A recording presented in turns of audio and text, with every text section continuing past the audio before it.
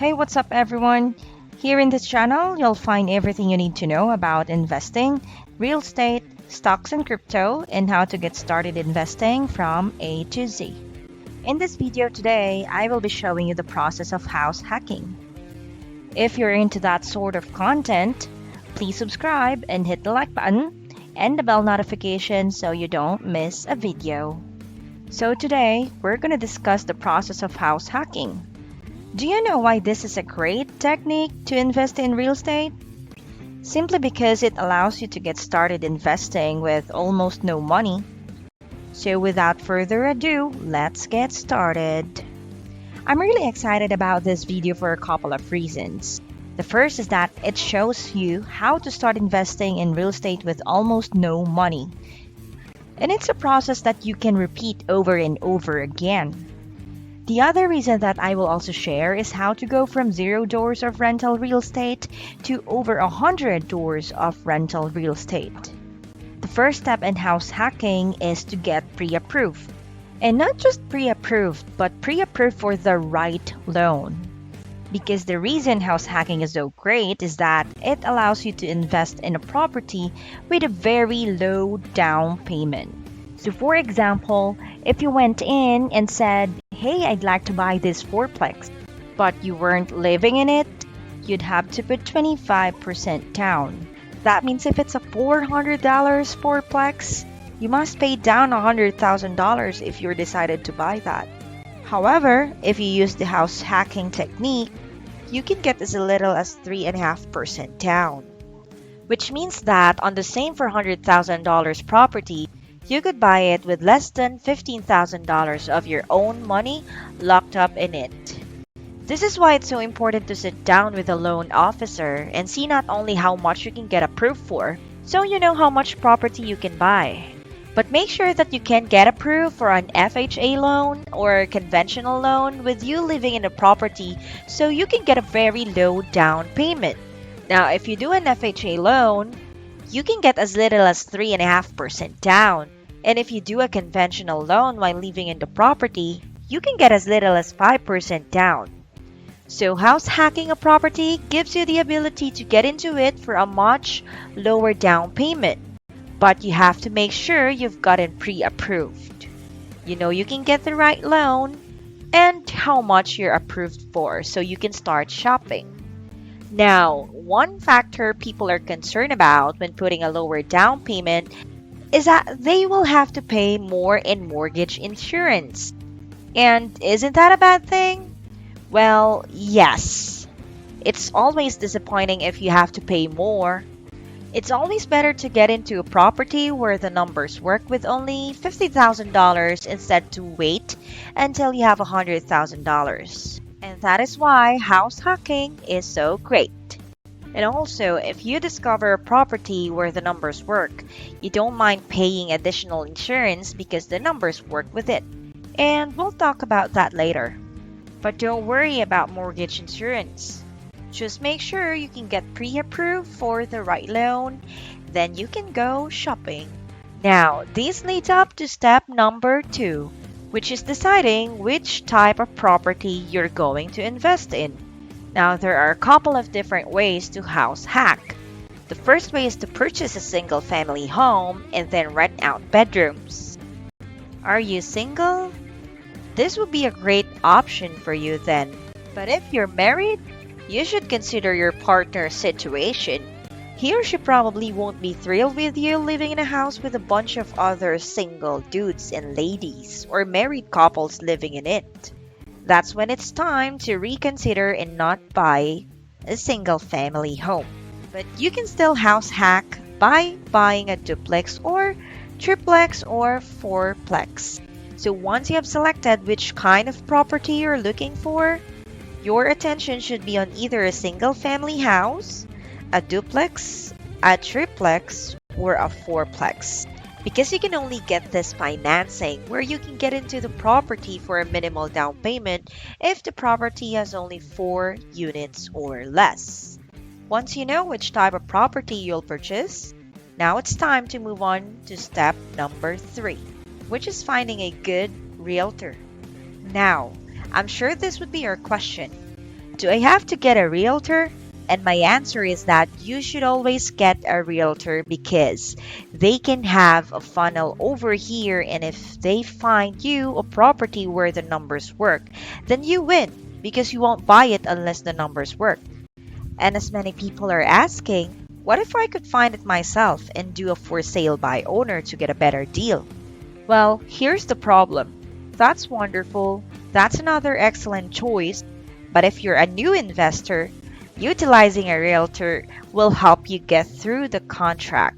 They'll help you with a lot of new stuff that you might not understand. And you won't buy the property unless the numbers work. So you can have your realtor over here, but you can also be looking on your own. And if you find a for sale by owner property, you can do it yourself or pay a couple $100 to your realtor to still help you through the process. So I would still recommend that you go find a realtor and learn from them because they are free until you buy a property. Now that you've done that, you can move on to step number 4, which is start shopping.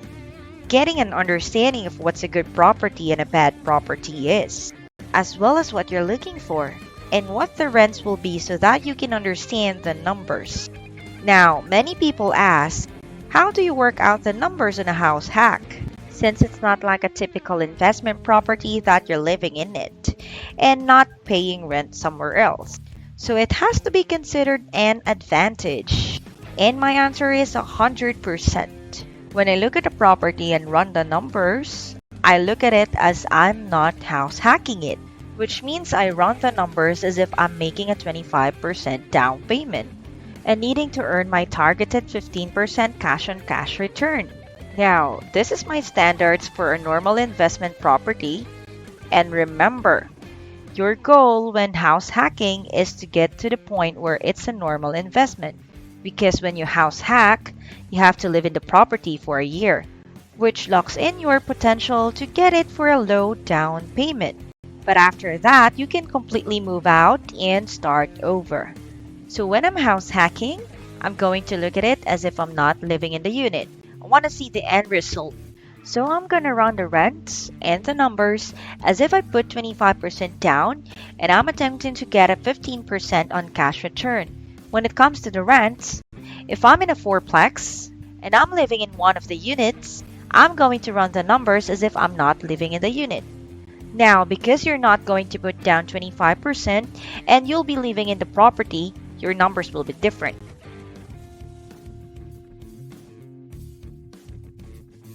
If you run the numbers as if you're not living in it with a low down payment, your cash on cash return will be huge if you've purchased it right.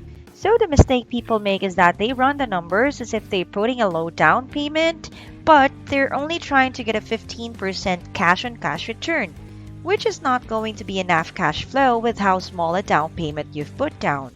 That's why you should run the numbers as if you've put down 25% and you are trying to get a 15% cash on cash return. Because the other mistake people make is that they think that the offer is not good as it will be down the road, and so this gives you a very simple process. Now, you might be thinking, well, that sounds complicated, but it's not at all. If you just focus on putting down 25% and getting a 15% cash on cash return, your numbers will work out with a lower down payment and when you move out of the property. Now, if you say, well, I want a house hack, but here's the deal.